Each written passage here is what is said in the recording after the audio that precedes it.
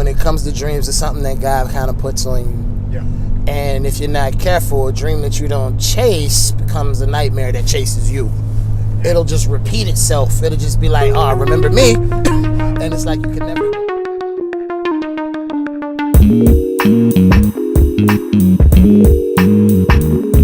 Hey everybody, welcome to the 2019 January edition of our monthly leadership podcast on Leading His Leaders.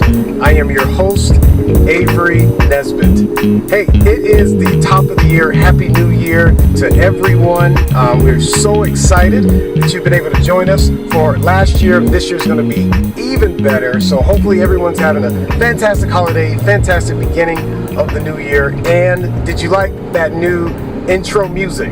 It's the beginning of the year. We wanted to try something new, something fresh. And sitting with me right now is actually the creator of that new intro music. Courtney Kelly, aka Red Letters, is our first guest on our side-by-side of the year. So Courtney, welcome to the podcast. Thanks for having me. Appreciate you inviting me. Yeah, man. So listen, let me tell you a little bit about this guy. He is an Atlanta-based music producer. He's also the CEO and founder of Neil Psalms Music, and he happened to study at the renowned Institute of Higher Learning at Boyd Anderson High School in Fort Lauderdale, Florida, Yeah. which happens to be my alma mater. Wow. So, Cobras. so you got that going for you. Yeah. Striking King Cobras. You know it. So, this is going to be an amazing interview.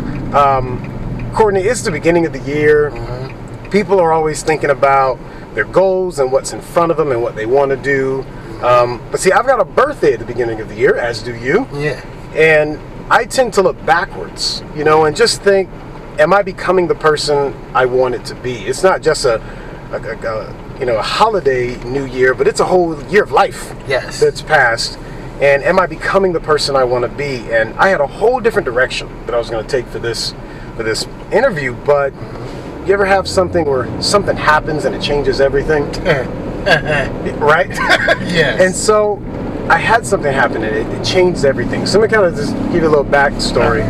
Just had a birthday pass, and some co-workers who became friends who've become family.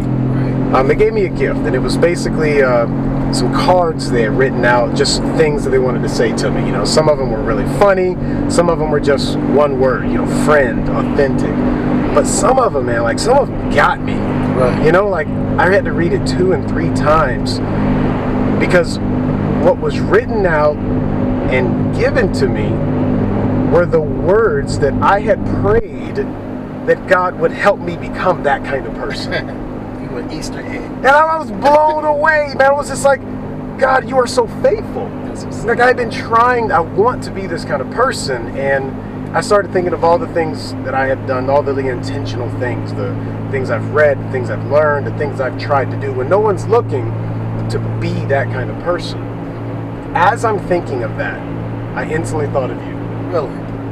You are one of the most intentional men I know. Wow. When you have a dream, you chase it. I've known you for, we tried to count it out. It's been at least over 10 years. Yeah.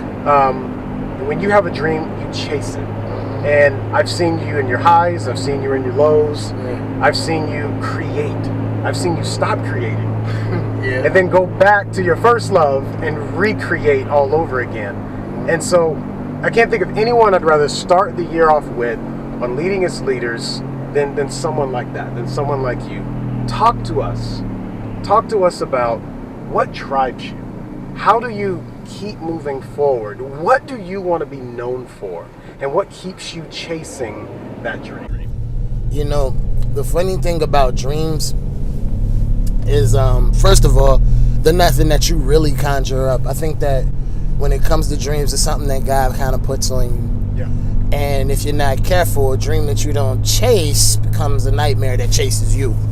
It'll just repeat itself. It'll just be like, oh, remember me? Wow. And it's like you can never really run from it. Yeah. So I feel like I want to be on the other side of that, where at least if I didn't quote unquote make it, Right. Whatever that might look like to some people, at least I chased it enough to the point where it's like he gave it, you know. Years ago, 50 Cent came out with an album called Get Rich or Die Trying. It's kind of like the same attack. Like, at least I'm gonna go after this thing, at least I'm gonna die trying. And I think when it comes to what I want to be known for, it's like that changes from year to year, and you know, because everybody do New Year's resolutions and everything.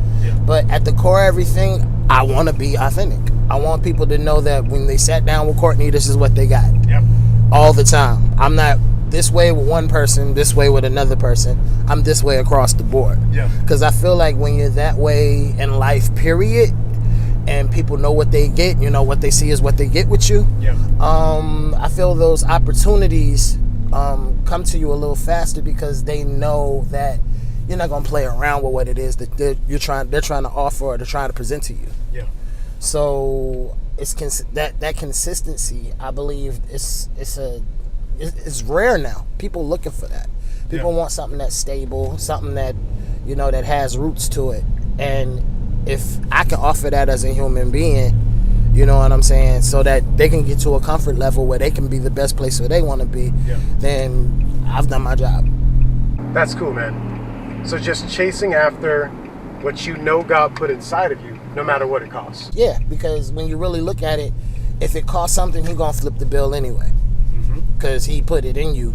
He didn't say, yeah, I'm going to put this in you, but you got to come up with the this and the that and the this. No. The way it work is, I gave you this gift. All you got to really worry on is sharpening the gift, honing the gift. I'll pay for the this and the that and the other. That's it. Dude, if he gave it to you, he's going to foot the bill to make it happen. Pretty much. That's good, man. So what about those lows? You hit those moments where you're like, you know what? I've been trying. I've been out here doing what I need to do. Doesn't seem like I'm getting anywhere. Maybe I missed it. Maybe I'm wrong. Maybe I missed the opportunity. How do you keep going? Well, A, you start by thinking, who gave me this passion to begin with? You know what I'm saying? B, I remember hearing somebody say this about Thomas Edison. He said, like, he made like 1,000 something different ways to make a light bulb, and they was like, you know, why come you didn't, you know, stop? Because it didn't work at first. For like the first 1,000 something times he tried it, and he said, well, he's like, I knew what I was doing. I just came up with 9,900 ways it didn't work. That it didn't work, right? So I know a lot of ways this doesn't work. Right. So it's like I know what the initial goal is. It's just I have to keep tweaking it and changing it until I finally hit whatever that goal marker is. Because you know, sometimes in the road to getting to that thing, you don't really know what it looks like, the path to walk to get there. And I also feel like those lows actually train you up to handle the highs. That's good. You know what I'm saying? If you can't handle, you know, nobody likes my music, nobody likes this, nobody likes that, you're going to hate the criticism you get when it becomes great. And you got that 1 or 2 or 4 different trolls to say, well, I don't like it. Right. How you going to handle them? Okay. You know, I think that all of it is basically what I'm trying to think of the way that my wife once said this, like when she was, you know, God rest her soul, she was like, you teach what you know, you impart who you are. Say that again. You teach what you know, but you impart who you are. Wow. I feel like those lows, what they do is they build integrity to the point where when you do hit a brick wall, you learn how to navigate with it, you learn how to sit with it, you learn how to deal with it. It strengthens you in such a way that whenever you get to those highs or whatever, those highs don't get to your head enough to bring you back to the ultimate low, which is failing. Right. You know, you don't fall off your post. You know, it gives you depth. That's why you see people that come and go, because, you know, the upstart was just, oh my God, yeah, but they didn't have anything rooted in them enough to be able to sit there and stay there and keep that longevity. And I think that's what the lows prepare you for. They prepare you for those moments.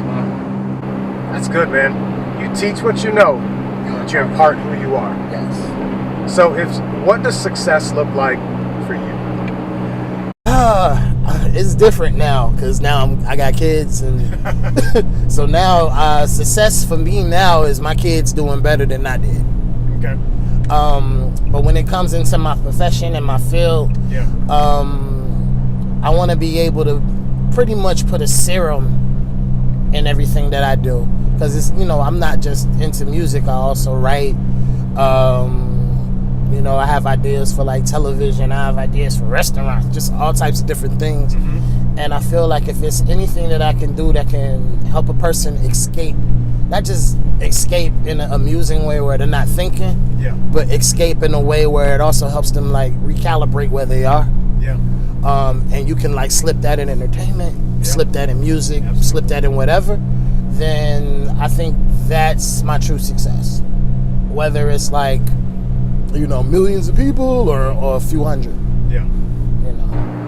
Man, that's good. That's real good.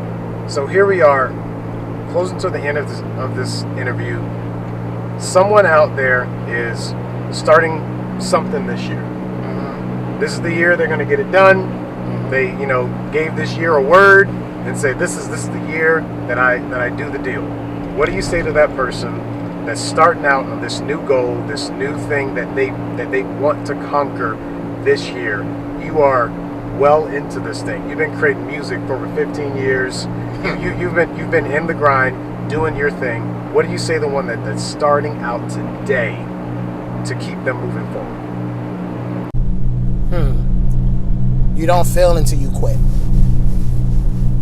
There it If is. you quit, then you fail. Then you fail.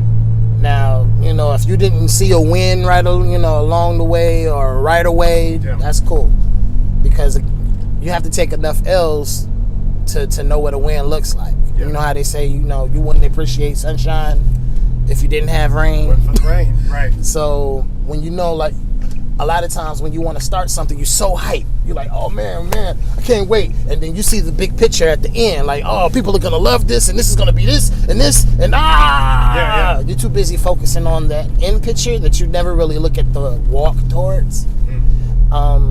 And that's what prompts people to quit or to get lackadaisical or procrastinate. But you don't really quit. You don't really fail until you quit. You don't fail until you quit. So my thing is, don't quit. Just keep at it. Yeah. Because if you keep chipping away at it, it's gonna begin to become that sculpture that you really imagine. That's perfect, man. Dude, thank you, bro. Thank you. I appreciate it, man. All right. Hey, I hope you guys got a whole lot out of that. Be looking out for Courtney. He's always doing something, and it never stops. Right. Hey, hopefully something you've learned today helps you as you're leading his leaders.